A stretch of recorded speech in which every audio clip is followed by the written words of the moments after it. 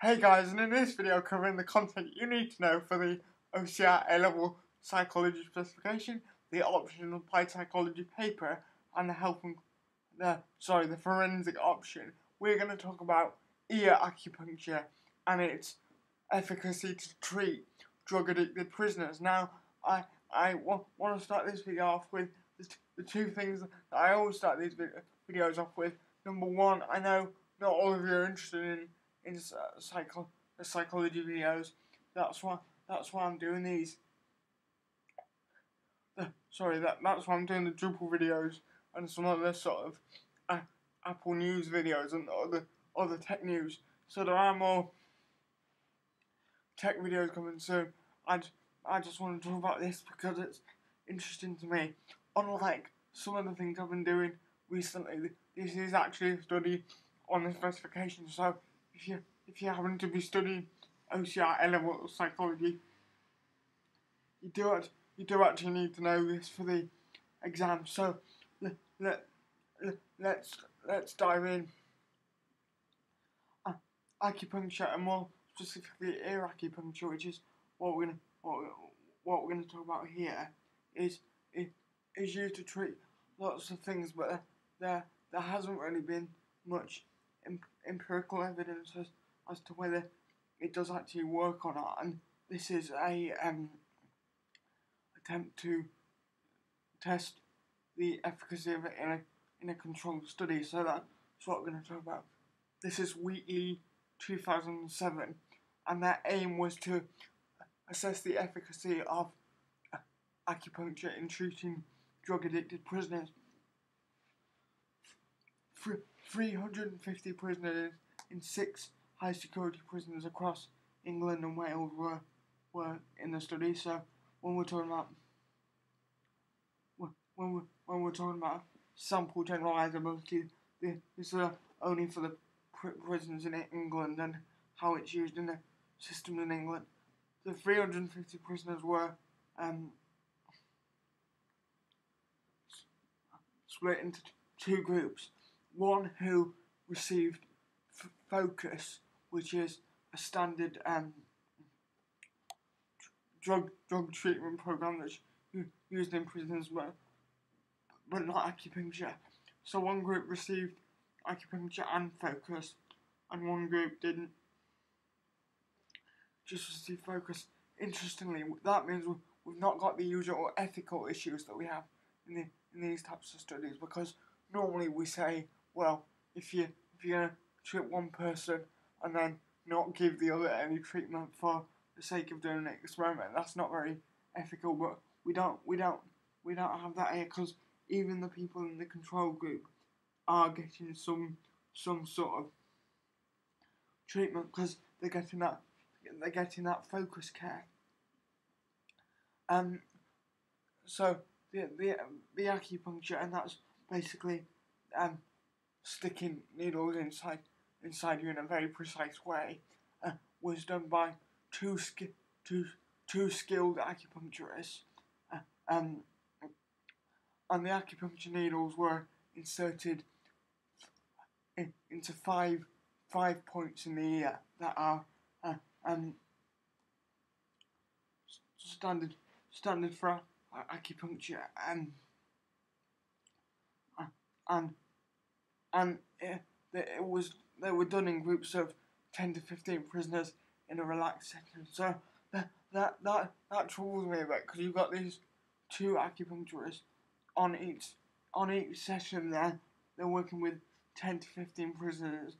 It's not an individual thing. So in terms of evaluation points, that's something we might want to consider.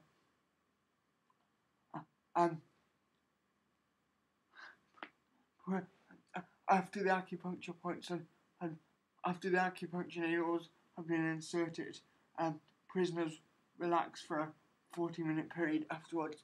And that's another interesting thing in this prison context. Defining relaxing is sort of very difficult, because you could argue that it's not possible to relax if you're in that kind of environment all the time. But that's what they say.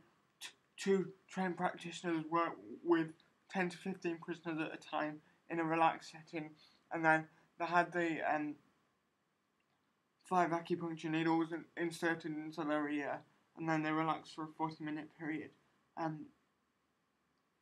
So after that 40-minute period, they then return to normal duty.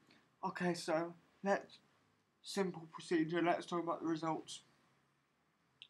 They took qualitative and quantitative measures. So obviously quantitative measures are things that you can quantify and sort of make an objective comparison, which is definitely something. And qualitative is just what people sort of say, and it often gives you more information and sort of reveals more quantitative data, but you often can't draw as objective comparisons for it. So yeah, let's talk about the qualitative data first. Prisoners in the acupuncture group reported better sleep than before they'd had the acupuncture. They also reported more ability to relax and more ability to cope, and reduced cravings. So the acupuncture is obviously working, and it says here that they made more effort to communicate with their families and attend classes after having the acupuncture than they did before. Also says there that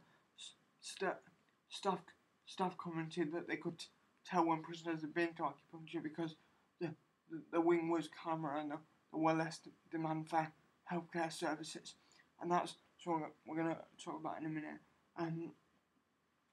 But you can see all those measures are sort of subjective, and that's definitely a problem with qualitative data. And when we talk about evaluation points in a minute, we're also going to talk about the fact that it's in a prison, and these are low risk prisoners who are hoping to get released sometime soon. So if they say, yeah, taking part in this program has helped me to reduce my drug habit, then the parole board might think, they might think that would give them advantages with the parole board. So doing a study in this prison setting has its own sort of social desirability problems, because obviously you might want to get out as fast as possible. So you might want to lie and say that it's worked just so you could get out of prison more easily. So that's definitely something we have to consider. So we've looked at the subjective qualitative measures. Let's look at something a bit more objective, and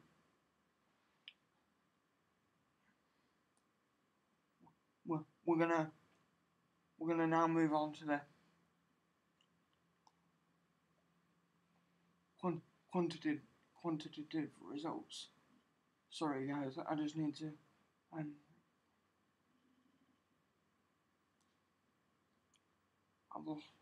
lost my place.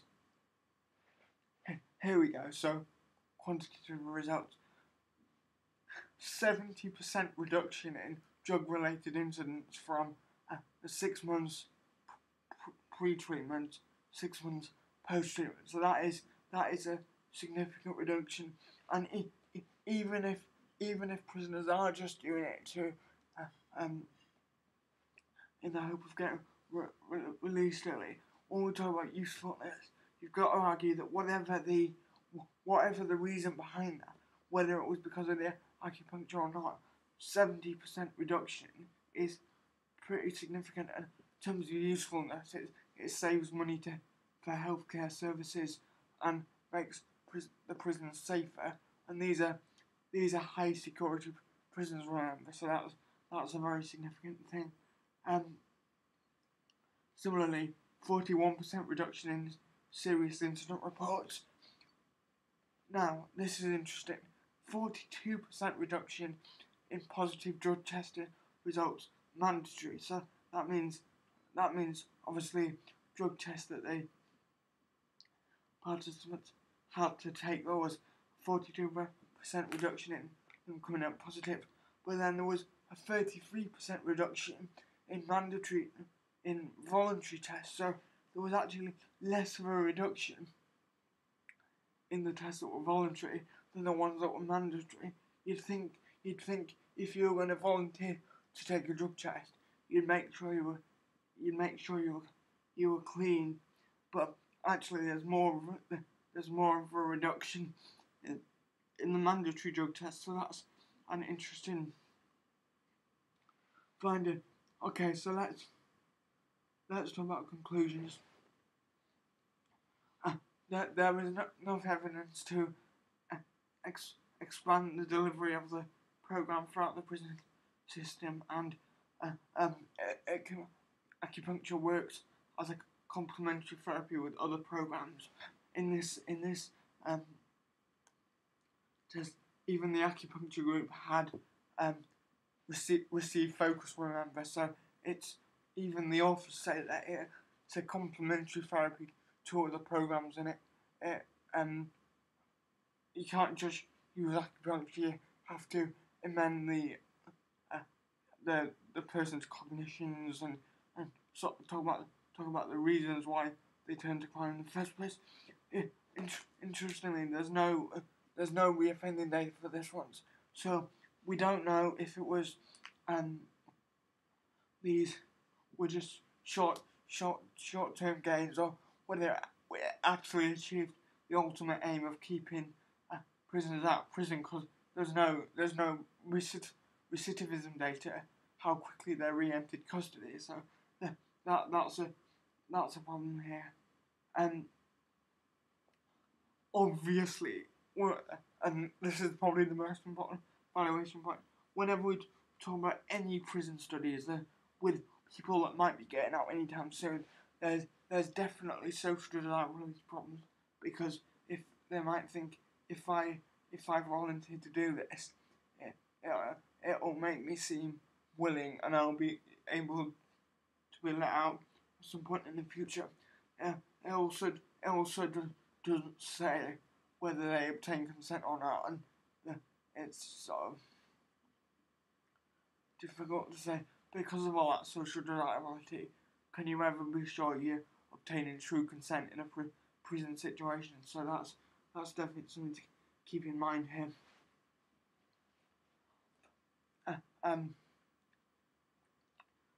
Positively though, we have objective quantitative measures that are easy to compare. So it's difficult to argue with, like I said, 70% reduction, and so you've got to say that's a high level of usefulness, and it must be quite good, because most large prisons in the UK offer some level of acupuncture, so it must, if the government's planning to invest in it, it must have some basis for doing that. So that was Weekly 2007 ear acupuncture for prisoners in reducing their drug addictions. Anyway guys, thanks for watching this video. Stay tuned for the next psychology video, and indeed the next tech video. Anyway, thanks for watching, and I'll see you in the next video. Bye bye.